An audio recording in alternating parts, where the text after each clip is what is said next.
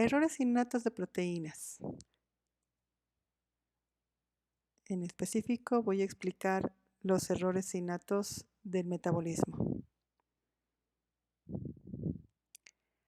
Los errores innatos de metabolismo son un conjunto de enfermedades causadas por una mutación génica producida por una proteína anómala que genera una alteración en el funcionamiento fisiológico de la célula. Al alterar el funcionamiento fisiológico celular, va a producir, por tanto, una enfermedad. Los errores innatos de proteína los vamos a clasificar en 4 grandes grupos. Los errores innatos de metabolismo, que son los que voy a explicar, los errores de transporte celular, los errores de proteínas transportadoras acarreadoras y los errores de proteínas estructurales.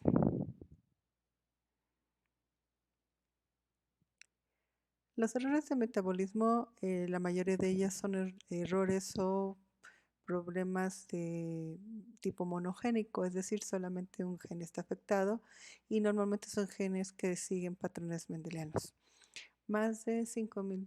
Se cree que más de 5.000 trastornos están dados por este tipo de errores. Sin embargo, más o menos se conoce un poquito más del 10% de estos efectos. Los errores de metabolismo pueden localizarse, en las enzimas, o el metabolismo puede venir por una mutación en un receptor, una hormona o una proteína. Cuando hablamos de metabolismo, nosotros tenemos que irnos hacia lo que es la parte bioquímica de las rutas metabólicas. Por eso es bien importante que recordemos que para que ocurra una vía metabólica, una enzima tiene que convertir a su sustrato. Y entonces la enzima que se une a su sustrato por el modelo que ya conocemos, que es el de llave cerradura, que es exactamente afín el sitio activo al sustrato. Al unirse el sustrato a la enzima, esta enzima modifica su sustrato, convirtiéndolo en un producto o dos productos, o un producto y un subproducto, y esta enzima puede volver a ser reutilizada para ir modificando más sustratos.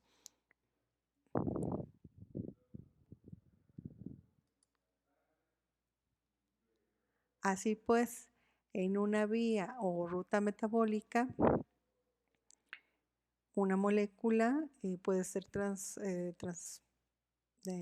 transformada por una enzima y ser convertida, por ejemplo, la molécula A por la enzima 1, por la enzima A, va a transformar este sustrato en un producto que a su vez se vuelve este producto sustrato de la enzima 2. Entonces esta enzima va a convertir este sustrato que es B a un producto que es C, y entonces este producto C se convierte en sustrato de la enzima 3 y así sucesivamente. Entonces, donde el producto de una reacción se vuelve sustrato para otra enzima y así sucesivamente se van siguiendo lo que nosotros conocemos como una ruta metabólica y que llegamos a un producto final o a varios subproductos finales. Y entonces, esa ruta metabólica, que bien puede ser seguir un patrón lineal o puede seguir un patrón cíclico o derivarse varias subproductos que van a seguir vías distintas, van a tener, dependiendo del sustrato con el que iniciemos o el que va alimentando la vía metabólica, pues si la persona tiene un fenotipo normal, quiere decir que todas sus enzimas están funcionando bien. Sin embargo, para que ocurra un error innato de metabolismo, pues alguna de estas partes, ya sea a nivel enzimático, a nivel receptor, a nivel de la molécula, vamos a tener nosotros un problema importante. Los errores innatos de metabolismo tienen ciertas consecuencias. Entonces, esas consecuencias son las que van a provocar la enfermedad. La primera consecuencia es la acumulación de metabolitos o sustratos. La segunda es la activación de las vías alternas. La tercera es la disminución o formación del metabolito final. La cuarta son las alteraciones en el control por retroalimentación. Y la quinta es la producción elevada de intermediarios y productos de una secuencia metabólica. En el primer caso, que es el que vamos a denominar el error innato de metabolismo por acumulación de metabolitos o sustratos anteriores al bloqueo metabólico, vamos a utilizar como ejemplo para entender este tipo de enfermedades a una enfermedad que es relativamente común, que es la galactosemia clásica. La galactosemia clásica, el error o el problema es que hay una deficiencia de la enzima GALT. Esta enzima GALT, debido a las mutaciones que surgió este gen, y ese gen, la mutación tiene forma recesiva, el gen es el que codifica para la enzima galactosa una fosfatidil transferasa. La consecuencia es la acumulación de galactosa y galactosa 1-fosfato. Para entender esto, vamos a ver la vía metabólica. Y entonces, a grandes rasgos, lo que sucede es lo siguiente. Nosotros que consumimos galactosa que proviene de la leche o de productos lácteos, esta, al incorporarse a la vía metabólica, que es la glucólisis, esta primero tiene que ser transformada, ya no entra de manera directa a la glucólisis. Recuerden que todos los azúcares entran a la glucólisis por diferentes vías, pero todos tienen que ser transformados a un metabolito de los que constituyen la glucólisis. Entonces, en este caso, la galactosa es transformada a galactosa 1-fosfato, después tiene que por la enzima GALC, después de galactosa 1-fosfato es convertida a glucosa 1-fosfato por la enzima GALT, y finalmente glucosa 1-fosfato es transformada a glucosa 6-fosfato para que entre a vía de glucólisis y se vaya se transforme en ácido pirúvico, o sea transformada a glucosa pues, para lo que se requiera, ya sea para almacenaje o puede ser para que sea enviado a los órganos, etcétera, transporte. Entonces, esa es la idea de la vía. Entonces, en este tipo de error, esta enzima, que bien puede ser esta o puede ser esta, pero la galactosemia clásica, la que está mutada es esta.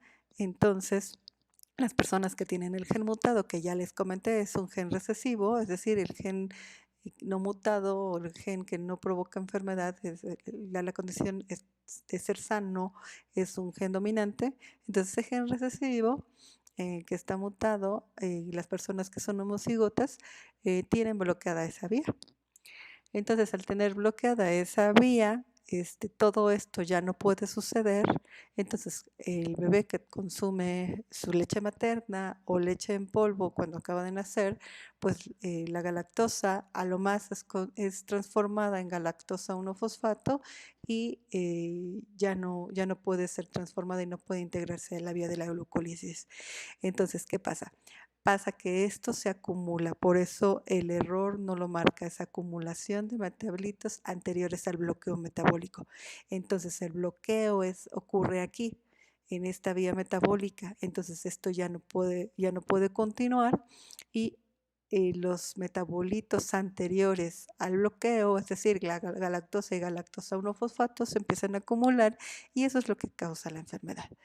Entonces, ¿cómo se detecta? Se debe detectar en el entamis metabólico neonatal, cuando el bebé recién nace y empieza a consumir la leche materna o la leche en polvo, dependiendo pues el caso.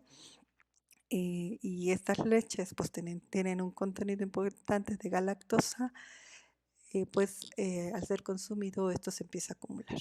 Entonces, es bien importante el diagnóstico temprano, ya que vamos a ver ahorita más adelante cuáles son las consecuencias en la salud. Entonces, va a haber daño cuando esto se acumula, empieza a haber, se- nosotros lo podemos detectar en sangre y va a dañar principalmente el hígado, el cerebro, riñones y los ojos. Entonces, ¿cuál es la descripción clínica de una persona o de un bebé que ingiere leche y que tiene galactosemia clásica? O sea, es homocigoto recesivo. Bueno, ellos van a desarrollar problemas de alimentación, retraso al crecimiento, signos de daño hepático, ictericia, van a tener una tendencia a hemorragias o hipoglucemia en ausencia de tratamiento apropiado, es decir, los niños pueden tener un tratamiento sí, ¿qué hay que hacer? Pues retirarles la leche y empezarles a dar otros suplementos libres de galactosa, que son leches especiales, que son leches caras.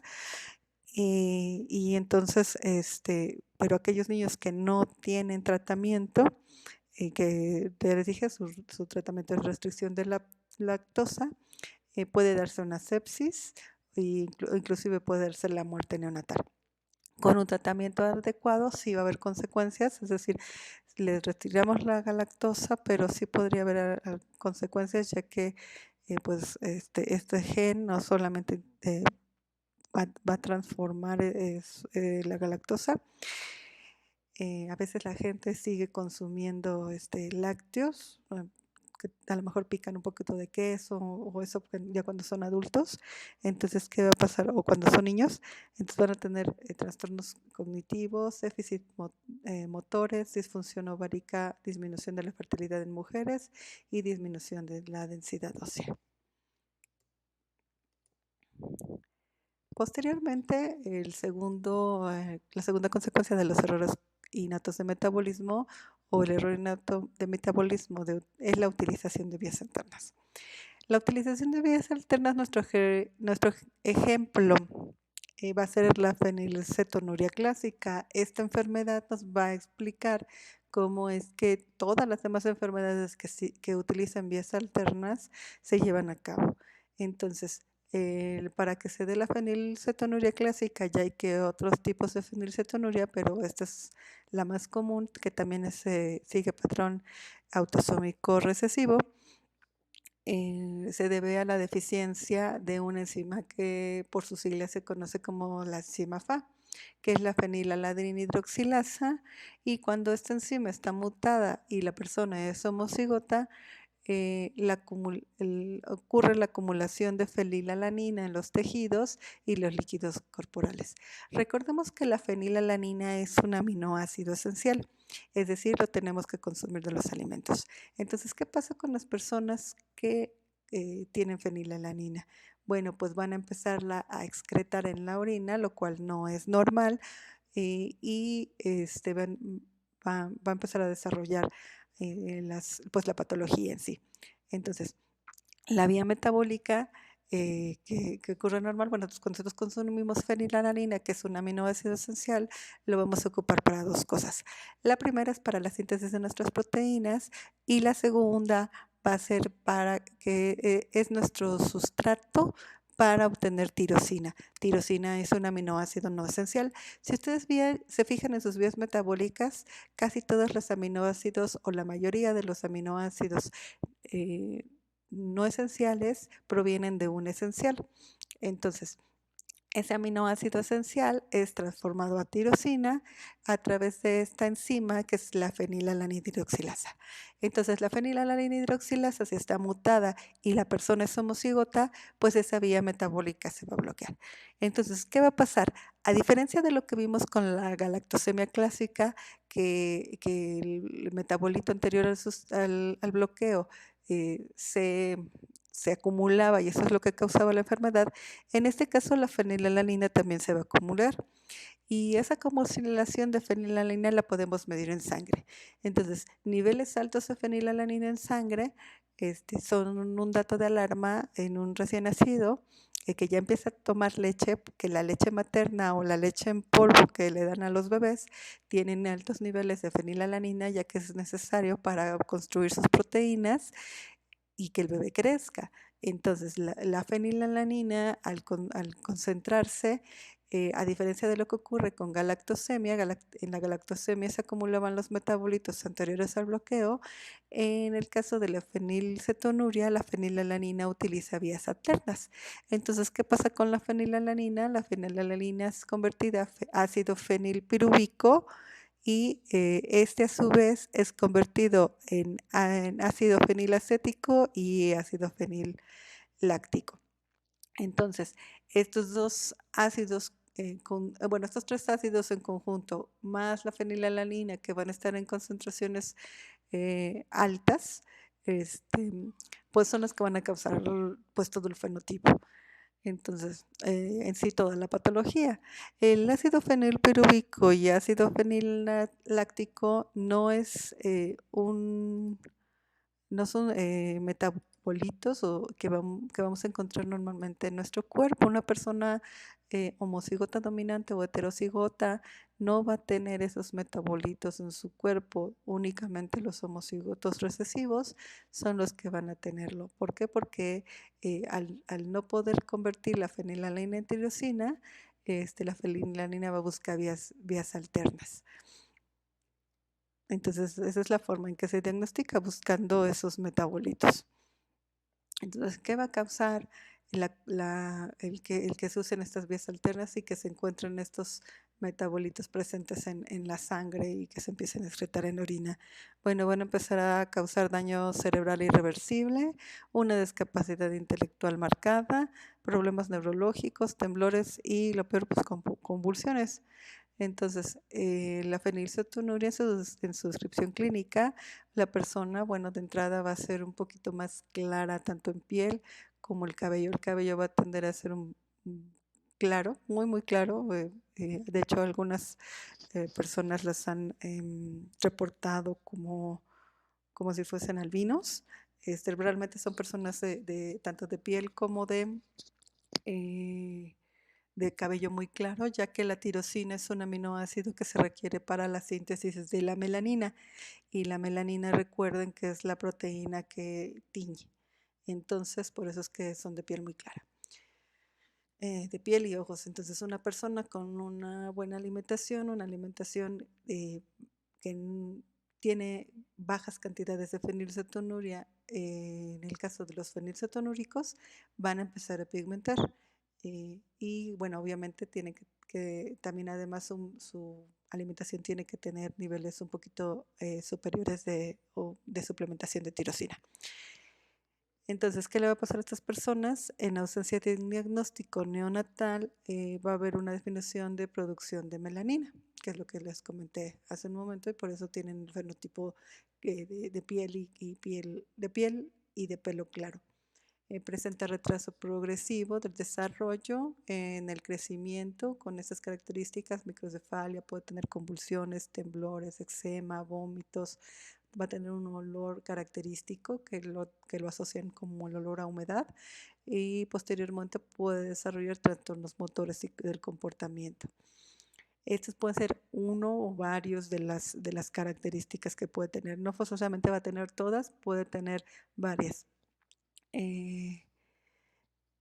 Los pacientes que no son tratados, entonces van a desarrollar un déficit intelectual permanente y profundo, entonces por eso es bien importante el diagnóstico temprano y un tratamiento inmediato. El deterioro del rendimiento cognitivo y de las habilidades motoras, y los pacientes adultos que en un inicio tuvieron tratamiento pero que después ya no lo continuaron y pues comieron lo que quisieron, lo que va a ocurrir es que estas personas a la larga van a tener desmielinización y un descenso de la producción de dopamina, norepinefrina y serotonina. Recuerden que la tirosina también es importante para la síntesis de hormonas tiroideas, entonces, o para la buena función. El siguiente es la formación de cantidades insuficientes de metabolitos posteriores al bloqueo metabólico. El ejemplo de esta enfermedad de este error innato es la hiperplasia suprarrenal congénita. La hiperplasia suprarrenal congénita es consecuencia de la deficiencia de una enzima que es la 21-hidroxilasa. Esta enzima, cuando está mutada, bueno, pues hace que las personas tengan niveles bajos de corticosteroides aldosterona, tanto en varones como en las hembras. Entonces, ¿cuál es la vía metabólica normal? La vía metabólica es la síntesis de cortisol y aldosterona y que viene de la síntesis directamente del colesterol. Recuerden que el colesterol no solamente está presente en las membranas, sino que el colesterol también es un precursor de ciertas hormonas. Entonces, con el colesterol se sintetiza la pregnenolona, después de ahí progesterona y puede seguir dos vías. Una es ser convertida en 17 hidroxiprogesterona y que con la 21 hidroxilasa es convertida en 11 desoxicortisol y este a su vez es convertido en cortisol.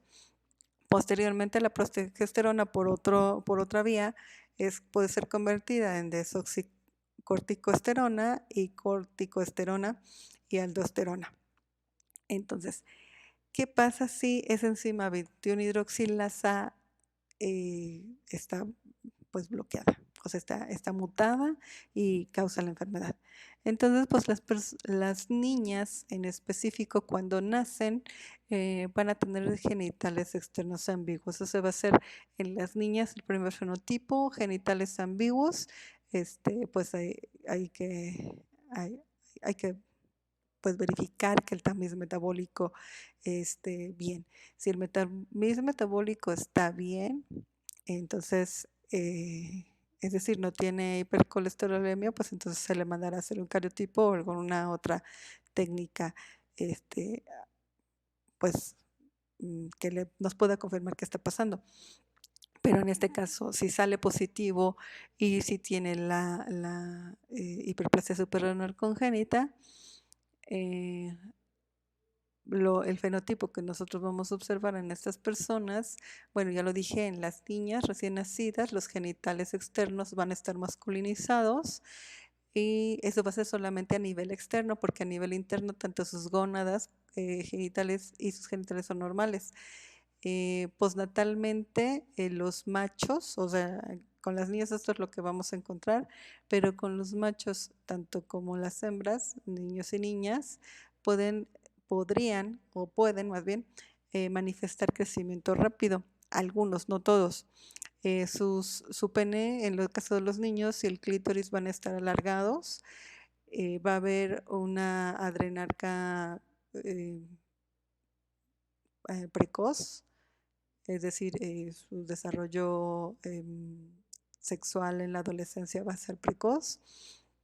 Va a tener un cierre epifisial temprano y podrían tener estatura corta o talla corta, es decir, van a ser de talla corta.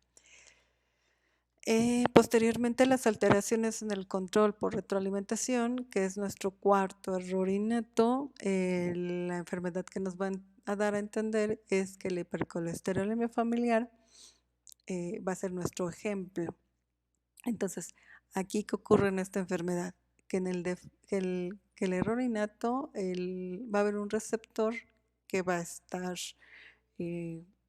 mutado, el gen de este receptor va a estar mutado, por lo tanto nuestra retroalimentación no se va a llevar de manera correcta.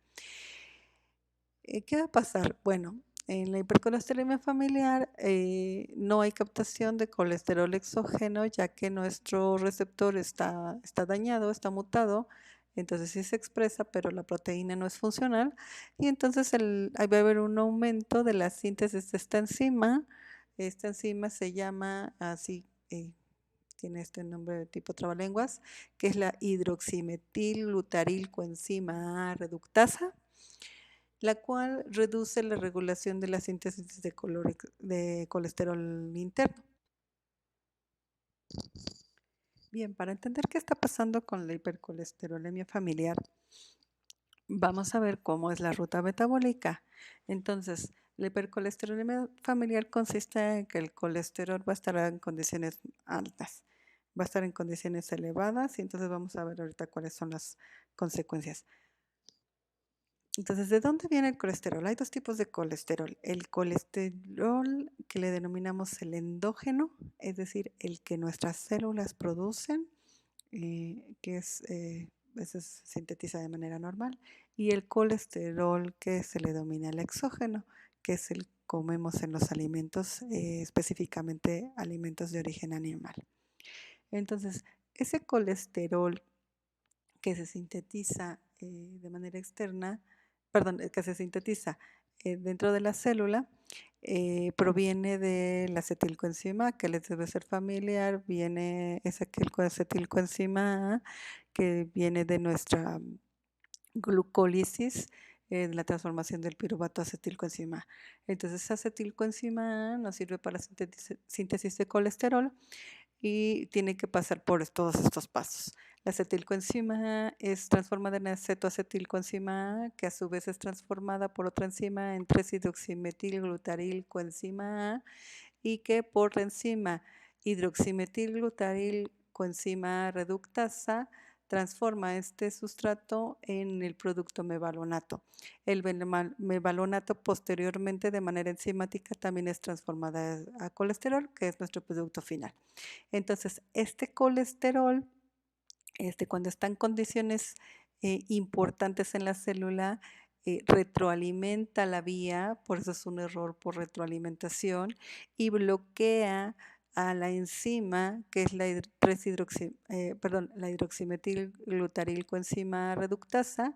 Entonces, esta enzima se bloquea y ya esto no, la 3-hidroximetilglutarilcoenzima A ya no puede ser transformada, y entonces es la manera en la que se regula la cantidad de colesterol en el organismo.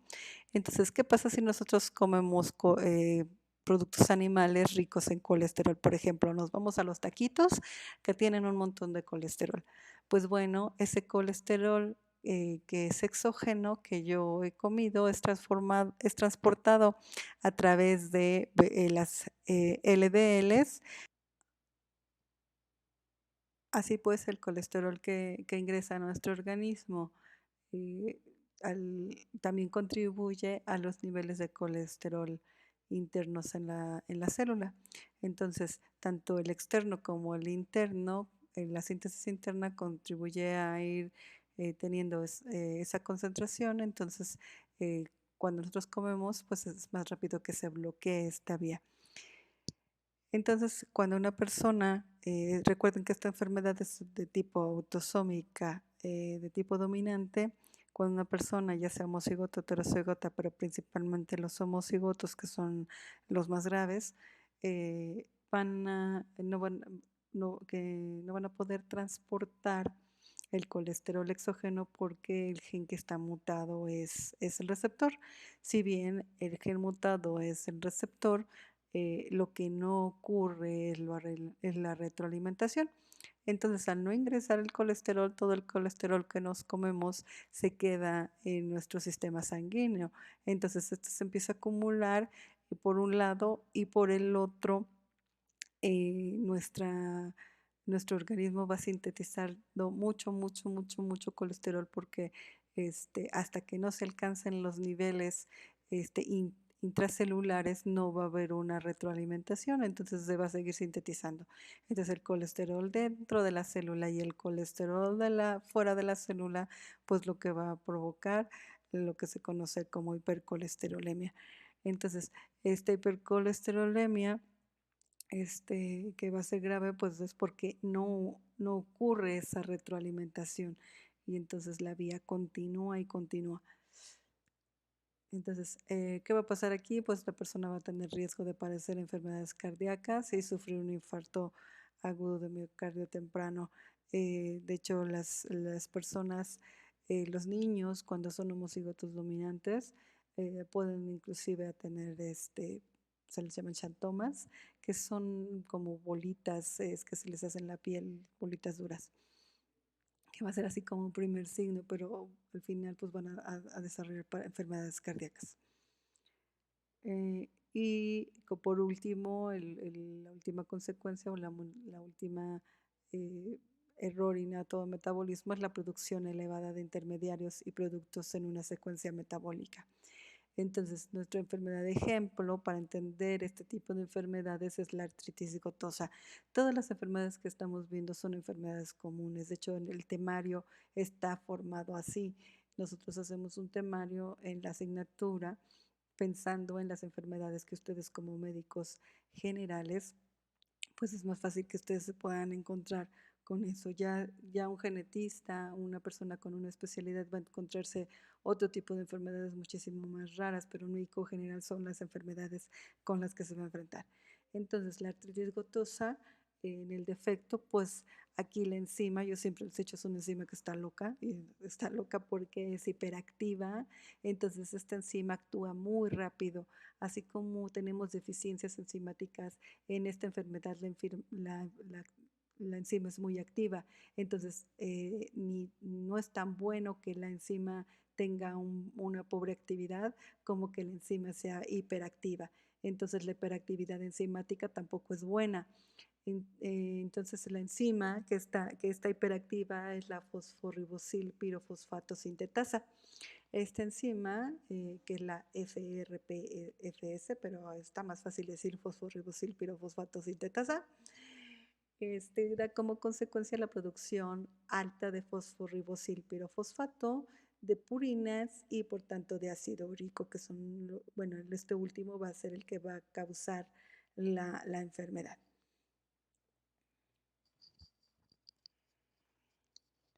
Para entender nuestra vía, la ribosa 5-fosfato, que a ustedes les debe ser un poquito familiar, ya que la van a asociar a vía de pentosas. Sin embargo, vía de pentosas es una vía de síntesis. En este caso, la vía de la síntesis del ácido úrico es una vía de degradación.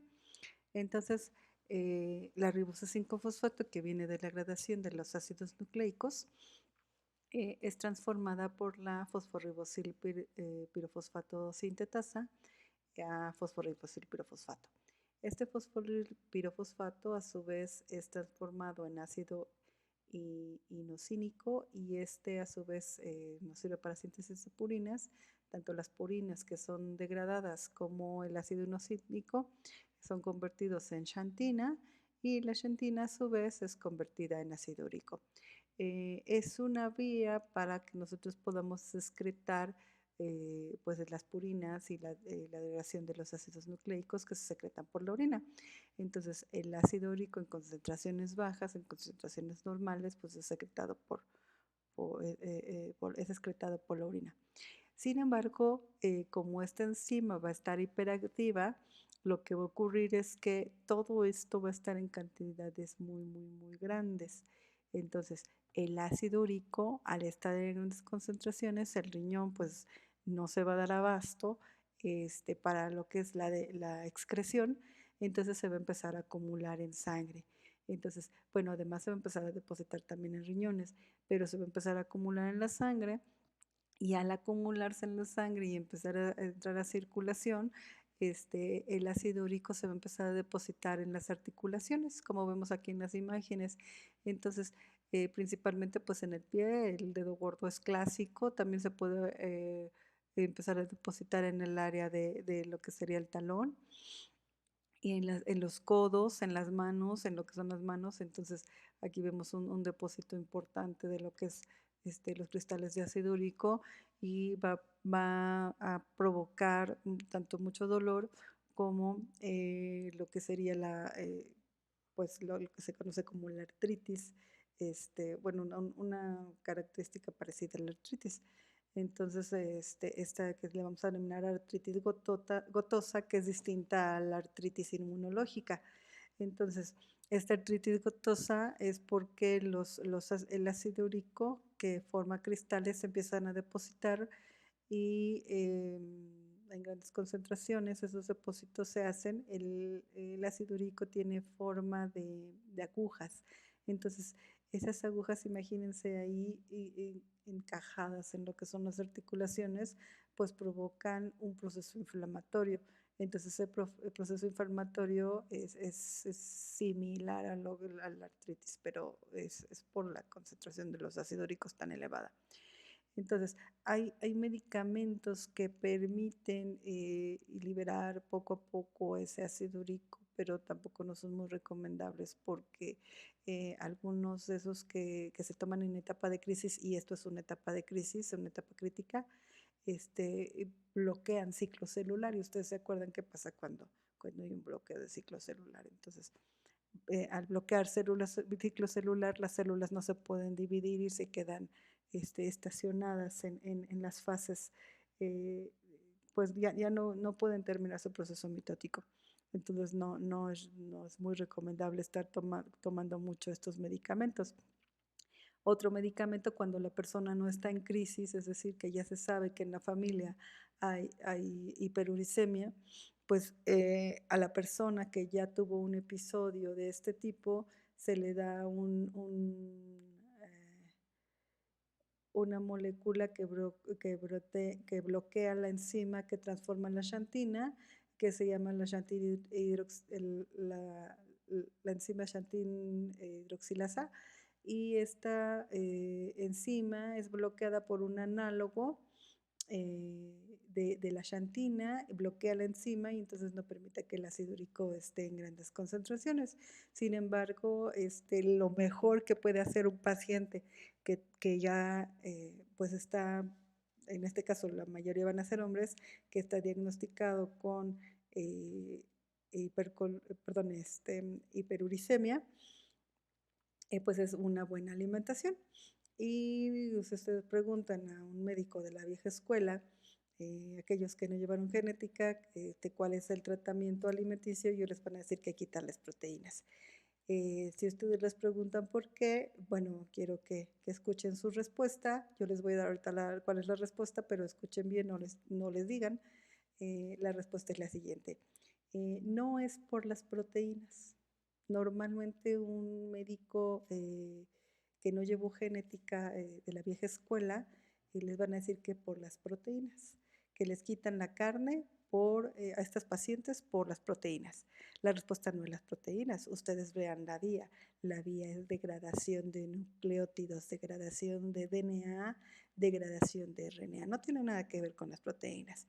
Entonces, ¿de dónde viene este DNA y RNA? Pues el DNA y RNA pues que ya no está, ya no es funcional en nuestras células o está en exceso, entonces se tiene que degradar.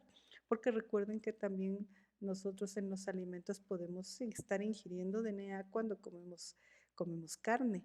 Entonces, por eso es que está asociado. Entonces, es por la degradación de los ácidos nucleicos, tanto de los que nos comemos como de los ácidos nucleicos que nosotros ya no nos sirven en nuestro organismo y entonces hay que desecharlos. Así bien, también otra de las cosas que le quitan a estas personas, pues va a ser el alcohol. El alcohol se le elimina en la dieta a estas personas es porque no permite que se excrete el ácido úrico. El ácido úrico ya formado no se excreta y entonces, o sea, se excreta en bajas cantidades y entonces se empieza a acumular. Entonces, una persona que ya tiene diagnosticada la hiperuricemia, ya sea por alimenticia o una hiperuricemia de origen familiar por la mutación del gen de la fosforibosilpirofosfato sintetasa, esta persona tiene que cuidar mucho su alimentación. Entonces, la alimentación es tener una alimentación baja en carnes eh, y no tomar alcohol. Y alcohol es cero alcohol. La cerveza, por ejemplo, es mortal para ellos. Si el alcohol les hace daño, la cerveza es lo peor que puede tomar una persona con ácido úrico. Y también es importante que tomen dieta baja en leguminosas. Entonces, esa es la clave de que estas personas tengan una vida pues mejor, que no estén pasando por estos episodios que son muy dolorosos y que tarda tiempo en que se libere el ácido úrico acumulado. Entonces, ¿cuáles son las características de las personas? Bueno, esta afecta principalmente en varones, ya que está dada por una herencia del X de tipo recesivo.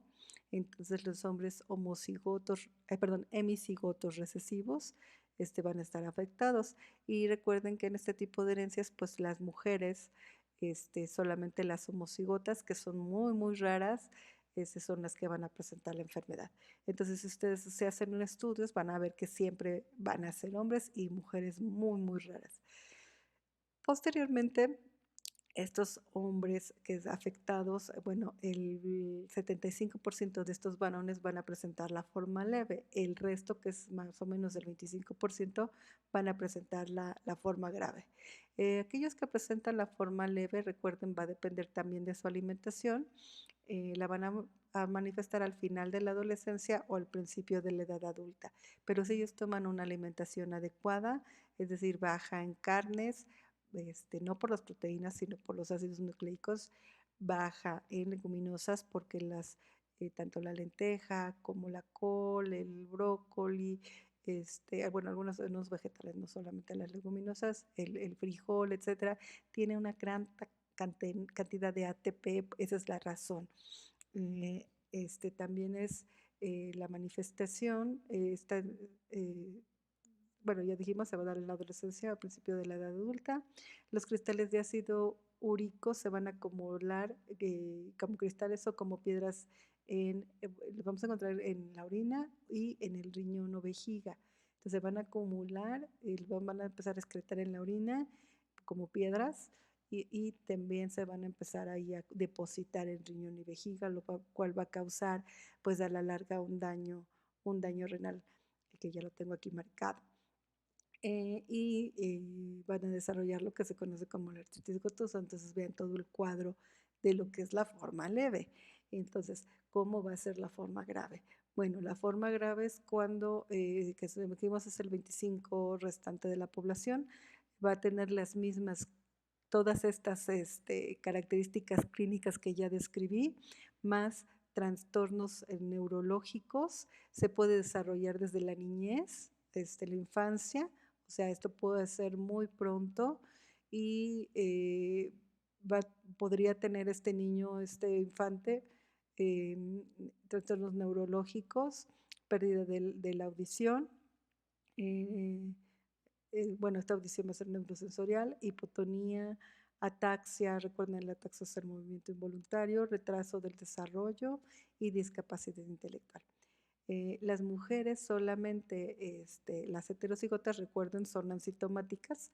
Las heterocigotas, a ser del X, como es X recesivo, pues tienen el gen dominante que les cubre, bueno, este gen recesivo. Entonces, solamente van a presentar algunos síntomas metabólicos y neurológicos. Recuerden, porque si el cromosoma X es el que se inactiva formando el corpúsculo de Barr, este cromosoma que va a estar inactivo, principalmente el dominante, pues el recesivo es el que se va a expresar, y entonces va a haber mujeres heterocigotas que presenten síntomas, sí, pero va a ser muy poquito. Entonces solamente las mujeres homocigotas, que son rarísimas, así como las mujeres daltónicas y las mujeres hemofílicas, porque son características del X, van a presentar esta sintomatología. Las mujeres homocigotas van a estar igual que los hombres.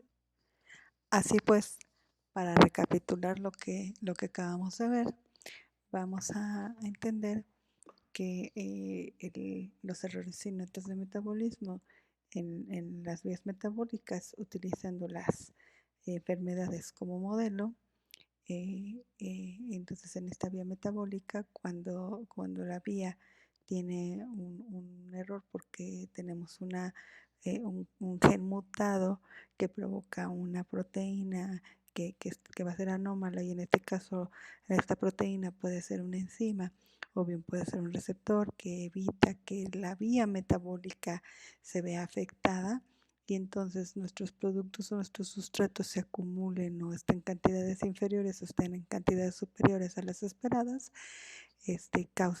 son causantes de la enfermedad. Entonces, para nuestras vías metabólicas, pues vamos a entender un poquito utilizando este modelo de sustrato convertido en producto y que ese producto después es de sustrato y se convierte en producto. Entonces, vamos a suponer que nuestra vía metabólica, que es esta, se bloquea aquí. Entonces, quiere decir que esta enzima tiene el gen, el gen está anómalo y provoca la enfermedad. Entonces, si nuestros metabolitos se acumulan, es una acumulación de metabolitos anteriores al bloqueo, como es el caso de la galactosemia. Pero si nuestros metabolitos toman otras rutas y, por ejemplo, es convertido a G y es convertido a H, entonces es una utilización de vías alternas. Entonces, vamos viendo que dependiendo de lo que ocurre en nuestra, este, en nuestra vía metabólica, es el fenómeno que vamos a estar observando. Pero sí, el bloqueo, o sea, la enfermedad en este caso, en lo que he marcado con color, pues aquí como lila, la acumulación de metabolitos anteriores al bloqueo es lo que causa la enfermedad.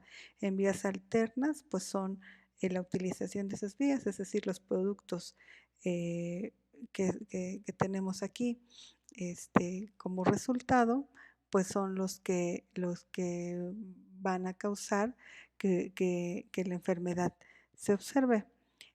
Por otro lado, nosotros tenemos que, si lo que nosotros eh, observamos aquí, a ver, nosotros lo que tenemos es que al bloquearse nuestra vía, eh, esto está en cantidades deficientes, es la cantidad insuficiente de metabolitos posteriores al bloqueo. El que esto no esté en cantidades suficientes es lo que produce la enfermedad. ¿Sí? Entonces son cosas muy distintas. Como ese fue el caso de la hiperplasia suprarrenal congénita. Y tenemos en el caso de la hipercolesterolemia, que bueno, en este caso, que la enzima, que es la 3, la que estamos tomando como ejemplo, eh, eh, cuando nuestro producto final, que es la molécula F, cuando ese producto final es el que me regula la vía y cuando que es mi producto final, que es el F, no retroalimenta la vía, es decir, que esta enzima no se bloquea, esto se sigue produciendo, y en este caso, pues la hipercolesterolemia era nuestro ejemplo, entonces nuestra retroalimentación no se cumple y esta enzima no se logra bloquear. Y finalmente, el último ejemplo es el de la gota metabólica, en donde pues nuestra primera, segunda enzima pues están muy hiperactivas, entonces nuestros productos están en cantidades impresionantes y nuestro producto final está en cantidades muy, muy grandes.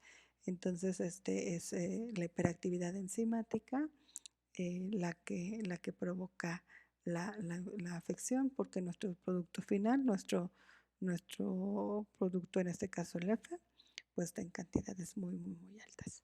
Entonces, es para que entendamos que no solamente esas 5 enfermedades nos pueden causar, bueno, son causadas por un error innato de metabolismo, sino que puede haber una infinidad bueno, ya dijimos, ya hasta como 5000 formas, bueno, enfermedades de metabolismo, las cuales pues todavía se sigue investigando y todavía se sigue buscando cuál es la causa, pero casi todas caen dentro de una de estas 5 clasificaciones.